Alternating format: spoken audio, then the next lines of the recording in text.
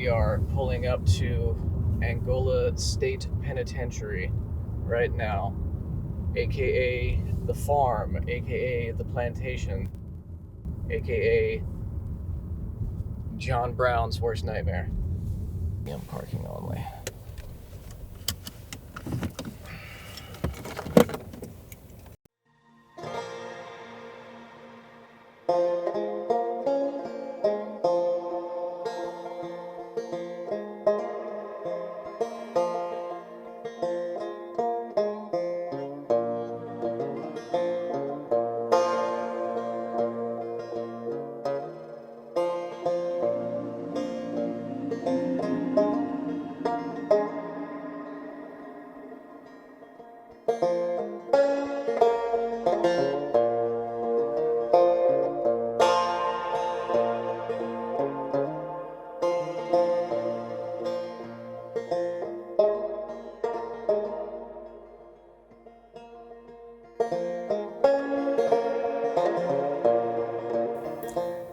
I lived in Louisiana my entire life. Katrina, the BP oil spill, 2016 floods, Cancer Rally.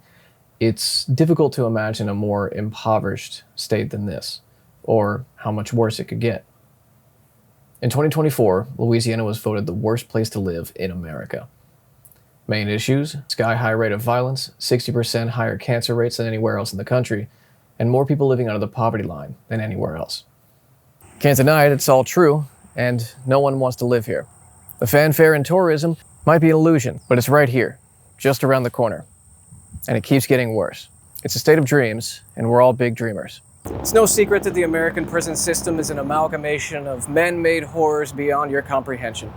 Many of the most egregious violators of human rights are well known and even glamorized in media. Alcatraz, Rikers Island, Butcher Bay, the offices of Dan Schneider. These are some of the most terrifying prisons in the US, where 25% of the world's incarcerated population exists, despite only 5% of the global population being in the US. All of these monuments to mankind's worst tendencies pale in comparison to the brazen inhumanity of the largest maximum security prison in the country. It's called by many names: the Alcatraz of the South, the Farm, the Plantation, Lee's Wet Dream, and the reason Sherman didn't go far enough. I'm here in the cancerous bunion of America, South Louisiana, to investigate what the hell is going on here. But first, some history. Originally a collection of 4 contiguous slave plantations named after the very country that its slaves were stolen from, the property along the Mississippi River was leased to a Confederate Major Samuel Lawrence James in 1869 to operate as a convict leasing facility. Officially, Louisiana began using the facilities as a state prison in 1901, eventually having to relocate all of the inmates from what was the Louisiana State Building here, and is now the Louisiana Lottery Building. But a legacy of slavery and nepotistic appointments to the position of warden over this fiefdom of subjugation have shown that, without question, the institution of slavery has never left these lands. And while there is a rich history of emancipatory movements and the fight against exploitation, no state comes even close to incarceration, poverty, crumbling infrastructure, and economic inequality. But we do have some pretty dank food, so that's, worth something. So what exactly is going on here?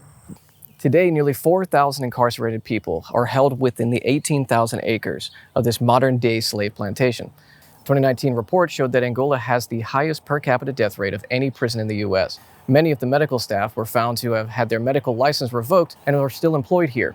A recent ProPublica report on Angola's inhumane medical care described conditions where medical staff used isolation as a form of punishment for daring to have grievances with their lack of basic medical care.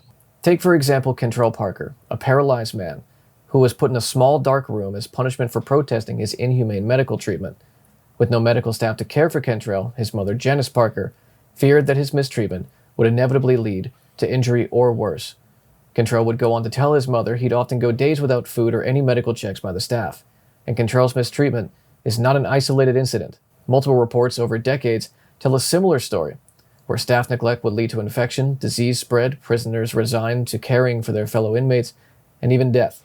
If solitary confinement for paralyzed inmates was not horrific enough, a 2022 ProPublica report found that 70 to 80 juvenile detainees, mostly black boys, were transferred to a decommissioned death row wing in Angola, while a new juvenile facility was being constructed. But cruel and unusual punishment seems to be the mantra of Angola. The country's largest maximum security prison doesn't get a nickname like the Plantation without prison labor. Despite the importance of anti-racist social movements over the last half-century, racism hides from view within institutional structures, and its most reliable refuge is the prison system. A tiered system of exploitation is ever present, where prisoners, if they're lucky, are paid 2 cents an hour in Angola's trustee program. Trustees? Trustees, Is that yeah, that we term trust for them. prisoner? This was originally a cotton and agricultural plantation and still is today. There are tiers that the trustee program has inside of Angola, where tier 1 trustee worker, you're in the fields. These are Literally lifers. picking cotton. Yes, literally picking cotton, okra, peppers. Wow. While officially trustee systems were done away with in the 1980s, so too was slavery in the 1800s, yet here we are. When you arrive at Angola, you're sent out into the fields to plant and harvest a variety of crops from peppers, okra, strawberries, and cotton. Moving from the fields to other forms of work requires years of work and an arbitrary system of good behavior. Trustees are allowed to raise cattle, breed and break horses, and do maintenance around the facilities. But the most coveted trustee program is the doghouse. Now, the tempting allure of these cute little bozers and their dumb cute little faces is not the only selling point of the doghouse program. This is the highest tier of trustees in the prison, allowed virtually free roam of the property, and most importantly, the only prisoner housing facility with air conditioning. No other units in the prison allow for air conditioning other than ceiling fans in this Louisiana heat. The day-to-day slave labor experienced by those held within Angola has led to multiple prison strikes, including one in 2018 after an elderly prisoner was injured, despite notifying guards that he was unable to work.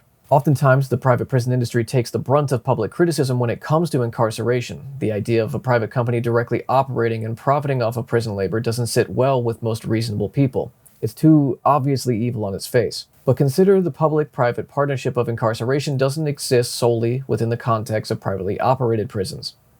An Associated Press report tracked over $200 million of sales over 6 years nationwide in just food and agriculture produced with prison labor in both public and private prisons. From Walmart, Kroger, Target, Aldi, Whole Foods, Cargill, and as mentioned before, a variety of crops that include cotton. Let's talk about cotton for a moment. When words like cotton and the South are said in the same breath, most people's minds go to the antebellum South. We're standing on the grounds where direct descendants of slaves are held captive by the same institutions that held their ancestors in bondage. Take Willie Ingram, for example. Willie was held in Angola for 51 years for a crime he maintains he did not commit. Originally told that he would only serve 10 and a half years to avoid the death penalty, but it was only until 2021 that a sympathetic judge gave him his release. He was 73 when he walked out of these gates. Around the same time that Willie was sentenced in the 1970s, the nation had sweeping prison reforms, including Louisiana. But fixing, repairing, and outfitting any public facility costs money, which typically would come from raising taxes. And if this state hates anything, it's raising taxes, spending money on public works and social programs, and goddamn Alabama.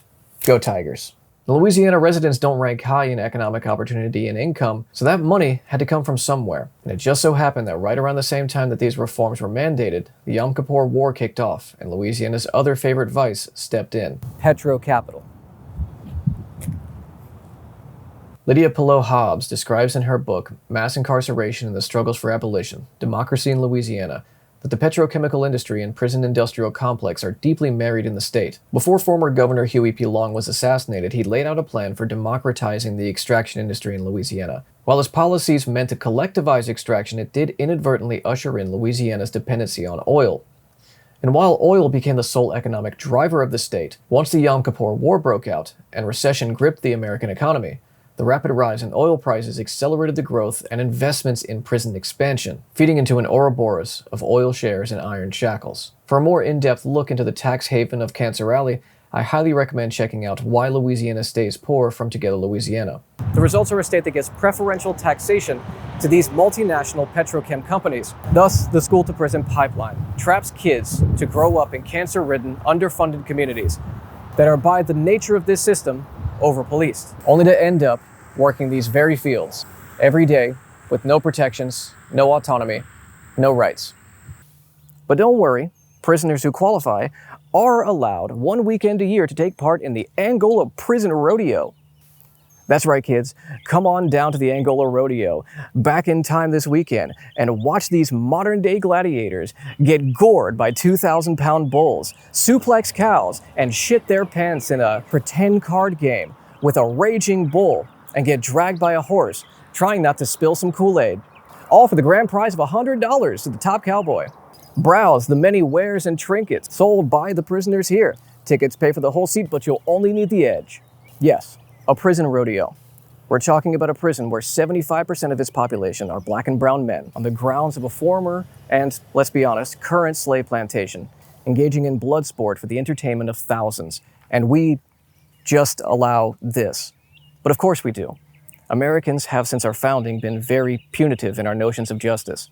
The very origins of policing in this country began as strikebreakers in the North and slave catchers in the South, meaning that the very core of this structure that we believe is supposed to be protecting the public was born out of protecting the interests of wealthy land and factory owners, not the public safety. Which is why it comes as no surprise the newly elected governor, seen here with a sword that I can only imagine that he uses personally for hunting the most dangerous game, man, introduced a sweeping and rapid reforms under his tough-on-crime mandate. Let's let movement lawyer and slayer of New York Mayor Eric Adams, Olayemi Olurin, explain. If you ever needed to be convinced that mass incarceration is slavery, look no further than Louisiana, where the nation's largest prison sits atop 18,000 acres of former slave plantations, where the people incarcerated there are still by law forced to perform virtually free labor that the state of Louisiana profits millions from. America already incarcerates more people than anywhere else in the world, but within its own borders, Louisiana has the largest prison population in this country. So as bad as that all sounds, what if I told you it just got a lot worse? Just a few days ago, Republican Governor Jeff Landry signed into law a terrifying law that would, 1, prevent anyone convicted of a crime after August 1st from ever qualifying for parole. Please think about that. The state with the highest prison population, with prisons that sit atop slave plantations being forced to do free labor, has now made it so a significant amount of those people incarcerated there can never get out. You see what's happening, right? And that's not even all the law would do.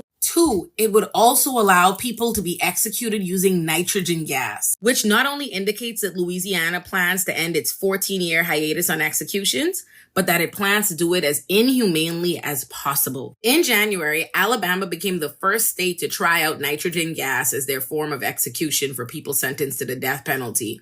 And it was just as inhumane as opponents warned it would be. People watched as Kenny Smith, the man who was executed using nitrogen gas, was strapped to a gurney where for 20 minutes he suffocated, gasped, and writhed in pain. And there's no question who this will disproportionately affect, as 65% of the people incarcerated in Louisiana's entire prison system are Black. People who shut their eyes to reality simply invite their own destruction. And anyone who insists on remaining in a state of innocence long after that innocence is dead turns himself into a monster. James Baldwin.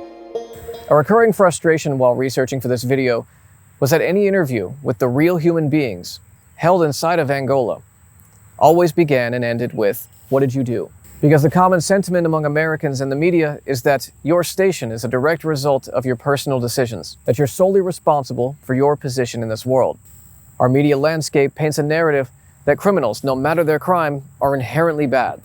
Pop culture tells us that police exist to protect us from these naturally violent criminals, even if those police are admittedly racist buffoons one crawler away from cardiac arrest. The myths we tell ourselves about crime and punishment are not just harmful, but they are soothing, because it's comforting knowing that even if there is modern slavery happening right in your backyard, or roving gangs of unaccountable reactionary paramilitary divorcees, it's comforting for many to tell yourself that these institutions don't exist to harm you. Those are for them, the bad ones. Until you realize that those institutions are not simply over-policing Black and brown communities, but poor communities in general. The working poor. It's said that each one of us is more than the worst thing we've ever done. But for those with power, and many within the American public, once someone without power has the title of criminal placed upon them, that's all they will ever be. Their voting rights, their employment eligibility, their humanity are gone. You cease being a human being with a family, dreams, and desires, and are now an undesirable. And in a state like Louisiana, with decades of disinvestment from schools and community programs, infrastructure, and a complete destruction of our labor rights, and staring down the business end of increasingly more devastating effects of climate change, solving these issues that are all deeply interconnected can seem an impossible task. The same way it's easier to imagine the end of the world than the end of capitalism, it's easier to imagine that all of this is just fine. But if we are truly more than the sum total of our worst moments, how does a desire for change defeat the seemingly unshakable reality of prisons? Prisons are not profitable enough to exist for the sake of capital. They just don't make enough money. The private prison industry, while profitable to enough people, right, it's still profitable to a nice amount of people. But overall, at scale, they cost more than they give back. However, their true value is in what you described, that fear aspect. Social control. The social control aspect. The spectacle of act right or we'll put you in Angola. Or we need to maintain surplus labor and we have less and less use for labor of a certain class of people. What are we going to do with them? We put them in Angola, make them somewhat useful. And then we have the spectacle of a rodeo, right? Where they're wearing prison uniforms that aren't even accurate to what prisoners look like now. Like those are like vaudevillian level prison uniforms in that rodeo picture. So the spectacle and social control of act right or you can go to prison, both as a threat and as a promise, right, is such a big part of why this maintains and why it's hard to fight, you know, because again, going back to me not doing as many political videos, they RICO'd people here in Atlanta. There are activists, people who did nothing but pass out flyers that are facing RICO charges here in Atlanta over protesting in Cop City. You know, like that is scary, you know what I'm saying? And that's scary on purpose because it's meant to instill fear and agitating against injustice. And like being aware and organized around that reality is of the utmost importance right now. That fear intersects not just along like historic racial marginalization that exists within the class dynamic too, because it's not just the prison. This is something many people experience when you're out with your parents as a kid and they see someone who's unhoused and say, you know, study your homework or you don't want to end up like that person. The violence of both poverty and direct violence from, you know, the state through police and incarceration is an ever-present force. And it feels as though, going back to specifically Angola, and it's very apparent, like, you know, remnants of the antebellum South, that whether we're talking about the Daughters of the Confederacy putting up Confederate statues during Reconstruction and Jim Crow, there is an ever-present, you know, the master is not left. You know, this is still here. You know, this can easily backslide for any person, for any group of people. Here's the part of the video where I say scary words like abolition, defund the police, systemic racism, collective ownership, and progressive taxation. And we've only scratched the surface of a seemingly very complicated issue of policing and incarceration. I could never present everything that's wrong with this in a single video. If there is one thing I want you to take away from this, other than, holy shit, slavery is still real and is still here, I'd like you to consider the words of Stafford Beer. The purpose of any system is what it does. If policing primarily occupies black and brown and immigrant and poor communities, if 75% of prisoners come from those communities, if the 13th Amendment allows for slavery as punishment for a crime, and if the consequence of maintaining those systems is that your kids go to school every day in underfunded, crumbling schools, maybe that's not an accident.